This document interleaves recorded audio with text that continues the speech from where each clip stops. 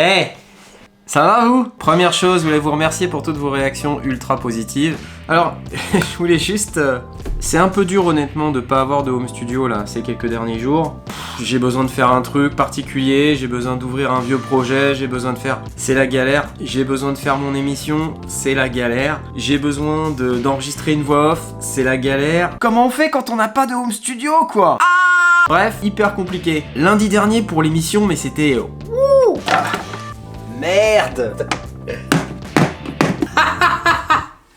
Il me manquait un câble, je sais pas où il était, enfin, en plus les trucs sont perdus au milieu des cartons, il y a du matos réparti à peu près n'importe où, c'est complètement éparpillé, c'est vraiment pas cool, je retrouve rien, j'ai besoin d'un truc, je retrouve pas. Bref, au sujet des travaux, déjà je voulais juste vous préciser, je bricole pas. En fait je fais faire des travaux, c'est pas moi qui vais faire les travaux, donc à tous ceux qui attendent des astuces bricolage...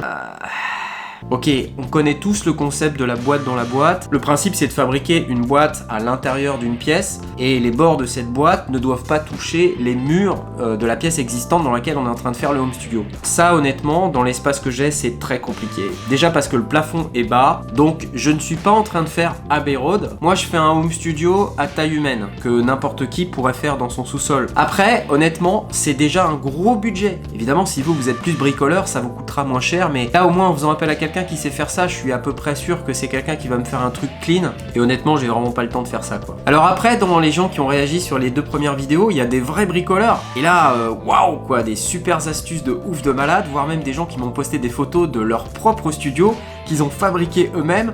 Matez ça quoi.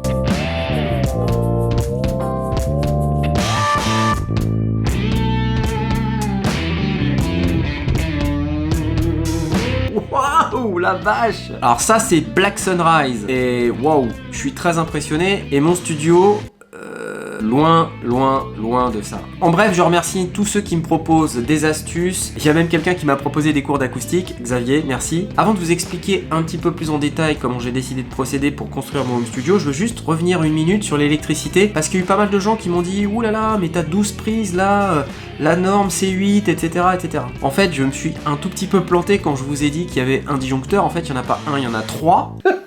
Non, parce qu'en fait, j'ai vu vos commentaires et j'ai dit, mais attends, mais faut que je demande à l'électricien là quand même. Et en fait, l'électricien il m'a dit, mais non, je vous ai mis un disjoncteur supplémentaire. Les 2 autres, je les garde. Ah, d'accord, ok. Il y a un disjoncteur pour les lumières et il y a 2 disjoncteurs pour les prises. Sachant que la norme, c'est à peu près 8 prises par disjoncteur. On peut monter un peu plus si on a des câbles plus gros, et moi j'ai des câbles plus gros, en fait j'ai les gros câbles. Tout ce qu'il y avait de plus gros, je l'ai pris. J'ai dépensé sans compter. Donc voilà, rassurez-vous, pour l'électricité, tout va bien. Alors juste pour préciser, le plan pour mon home studio, c'est d'abord l'isolation phonique, le mieux possible, mais l'idée c'est pas d'avoir 100% d'isolation phonique, parce que je pense que j'y arriverai pas. 2, la partie acoustique.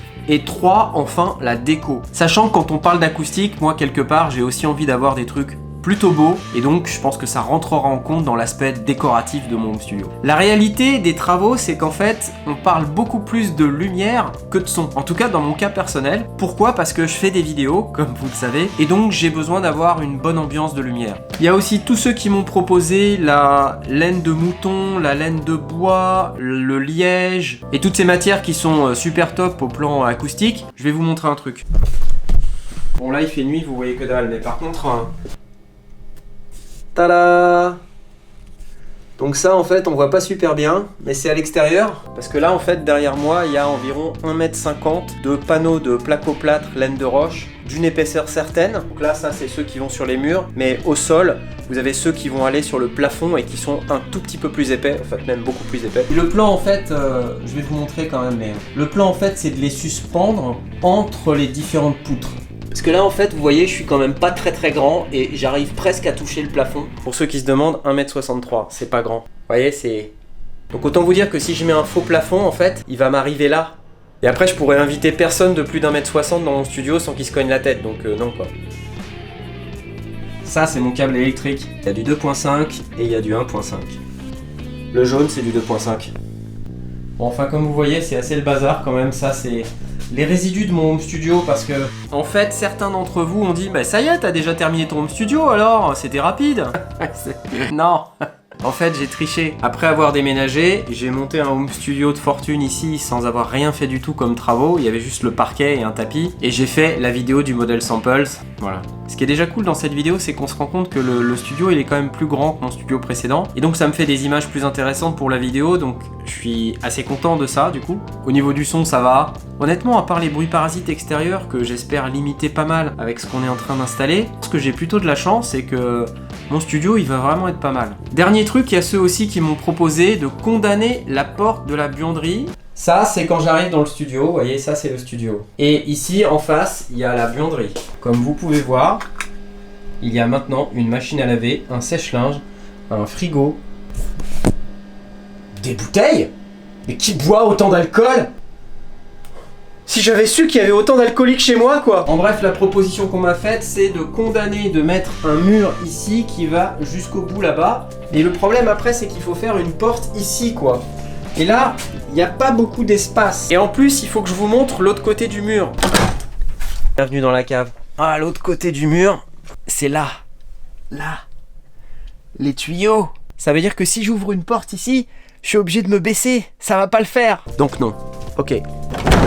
C'était quand même une bonne idée. Bon voilà, il se passe pas grand chose honnêtement dans cette vidéo pour être honnête. Par contre, ce qui devait être posé aujourd'hui ne sera pas posé, on est vendredi, ça sera finalement posé mercredi, donc voilà. Prochaines étapes, on s'occupe du plafond, ensuite on s'occupe des murs, lumière, finition, papier peint, peinture, acoustique, déco, matos. Peut-être que si j'ai encore un peu de budget, je pourrais me fabriquer un bureau. Sinon, je garderai mon ancien bureau pour l'instant et on verra plus tard. À la prochaine vidéo, je vous parlerai de ce que j'ai prévu en termes d'acoustique. En attendant, bye bye.